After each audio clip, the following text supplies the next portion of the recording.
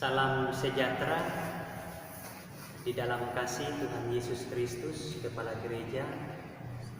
Selamat berjumpa kembali untuk seluruh keluarga gereja Protestan di Indonesia bagian Barat, dimanapun kita berada.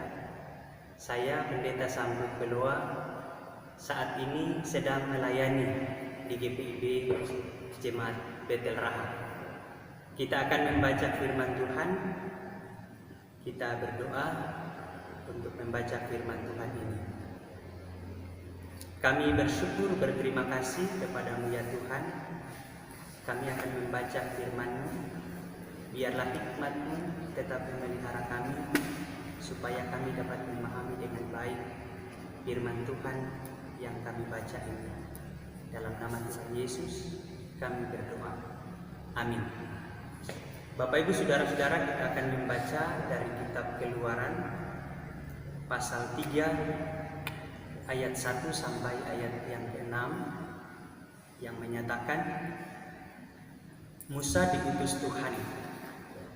Adapun Musa, ia biasa menggembalakan kambing domba Yitro mertuanya, imam di Midian. Sekali ketika ia menggiring kambing domba itu ke seberang padang gurun, sampailah ia ke gunung Allah, yakni gunung Horeb. Lalu malaikat Tuhan menampakkan diri kepadanya di dalam nyala api yang keluar dari semak duri. Lalu ia melihat, dan tampaklah semak duri itu menyala, tetapi tidak dimakan api. Musa berkata, "Baiklah, aku menyimpang ke sana untuk memeriksa penglihatan yang hebat itu. Mengapakah tidak terbakar semak duri itu?" Ketika dilihat Tuhan bahwa Musa menyimpang untuk memeriksanya, berserulah Allah dari tengah-tengah semak duri itu kepadanya, "Musa, Musa." Dan ia menjawab, "Ya Allah." Lalu ia berfirman, "Janganlah datang dekat-dekat. Tanggalkanlah kasutmu dari kakimu, sebab tempat di mana engkau berdiri itu adalah tanah yang kudus." Lagi ia berfirman, "Akulah Allah ayahmu, Allah Abraham, Allah Ishak dan Allah Yakub." Lalu Musa menutupi mukanya, sebab ia takut memandang Allah. Demikian pembacaan Alkitab. Bapak Ibu Saudara-saudara, ada 3 hal yang kita bisa jumpai dari makna pembacaan kita hari ini. Yang pertama adalah Allah menjumpai Musa sebagai jawaban Allah atas teriakan dan seruan umat Tuhan. Yang kedua, ada fakta dan realita yang dihadapi Israel, yaitu kebesaran Firaun dan kedahsyatan kekuatan Mesir yang sangat tidak mungkin dilawan, apalagi dikalahkan.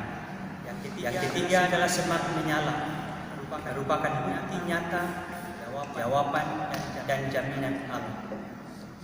Belajar dari hal ini kita boleh melihat bagaimana pengalaman Musa berjumpa dengan Allah. Yang pertama adalah Musa disiapkan atau diselamatkan dengan cara tidak biasa, dihanyutkan dalam keranjang di aliran sungai Nil oleh Allah untuk menjadi seorang pemimpin. Gereja khususnya GPIB Tuhan kehendaki untuk menjadi pemimpin. Bandingkan 1 Petrus 2 ayat yang ke-9. Yang kedua, Musa manusia biasa yang menjadi luar biasa karena Allah yang memanggilnya adalah Allah yang berkuasa atas seluruh ciptaan. Gereja adalah Allah Tuhan untuk memberitakan dan mewujudkan damai sejahtera Tuhan bagi dunia. Yang ketiga, relasi dengan Allah memperteguh Musa dalam melaksanakan panggilannya. Gereja harus terus memelihara relasi yang benar dengan Allah untuk memperteguh panggilannya. Gereja saat ini, khususnya GPIB, tetap teguh dengan panggilannya, memelihara relasi yang benar dengan Allah, sehingga mampu menjadi berkat dalam relasi dengan sesamanya. YPIB turut aktif dalam berbagai aksi mengatasi COVID-19 bersama dengan pemerintah untuk berupaya memutus mata rantai penyebaran COVID ini. Kita berdoa. Bapa di surga, kami bersyukur, berterima kasih bangsa kami, gereja kami GPIB sama-sama berkumpul untuk situasi COVID-19 yang ditakutkan oleh banyak orang.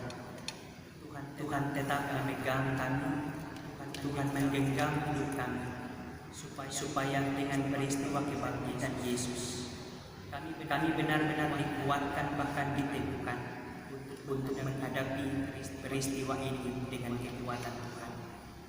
Dan kami percaya segala sesuatu yang ada di dunia ini tidak ada yang kekal kecuali kekuatan Tuhan yang terus memelihara kami. Kami menyerahkan untuk seluruh jemaat-jemaat Tuhan di Gereja Protestan Indonesia bagian Barat, dimanapun mereka berada. Tuhan kuatkan kami semua, baik kami dalam status ODP, PDP, biarlah Tuhan tetap menguatkan kami, memberkati setiap kami, sehingga dalam proses perjalanan kehidupan perutusan dan panggilan Tuhan ini, kami boleh laksanakan dengan kebaikan Tuhan, dan kami boleh lakukan juga dengan penuh sukacita di dalam Kristus. Terima kasih Tuhan, inilah doa kami dalam nama Tuhan Yesus. Kami berdoa dan mengucap syukur. Amin. Amin.